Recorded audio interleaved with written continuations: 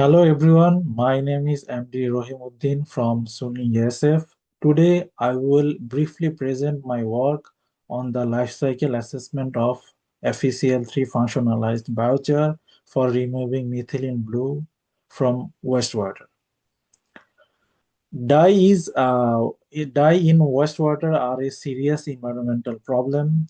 They can be toxic, persistent, and harmful to aquatic life and human health.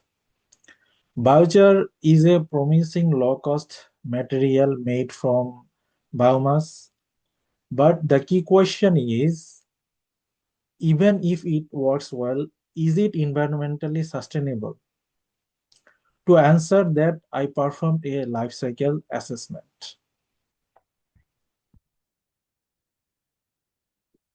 The goal of this study is to evaluate the environmental impacts of producing and using functionalized biochar for dye removal. I used a functional unit of removing 1 kilogram of methylene blue from wastewater.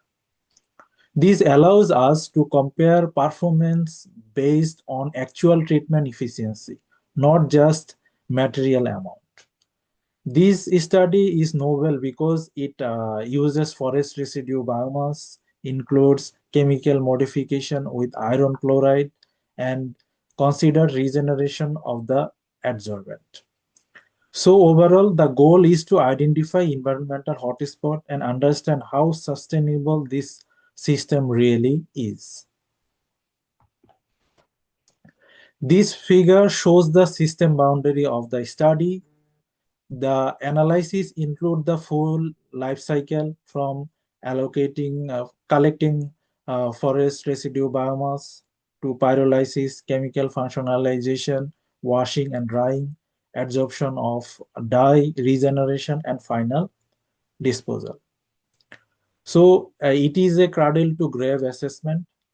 All energy uses and other functionalizations like chemical inputs, emission are included. This helps us understand where the environmental impact are coming from across the entire process, not just from the adsorption step.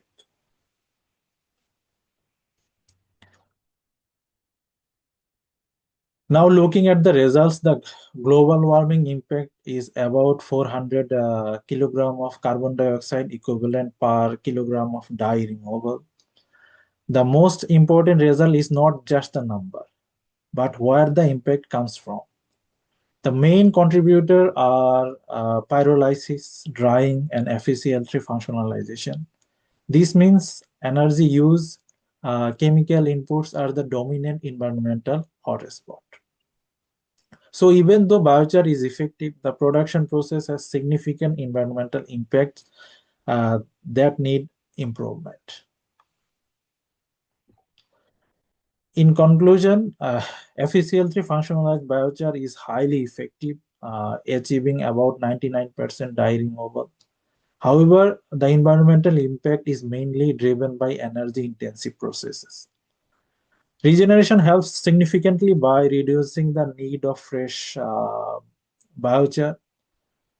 For future work, energy use should be reduced, especially in pyrolysis and drying. Also, optimizing chemical use and using real industrial data will improve the accuracy of the life cycle assessment. Overall, biochar shows a strong potential, but process of optimization is essential for sustainability in a large scale for the industrial application as well. Thank you.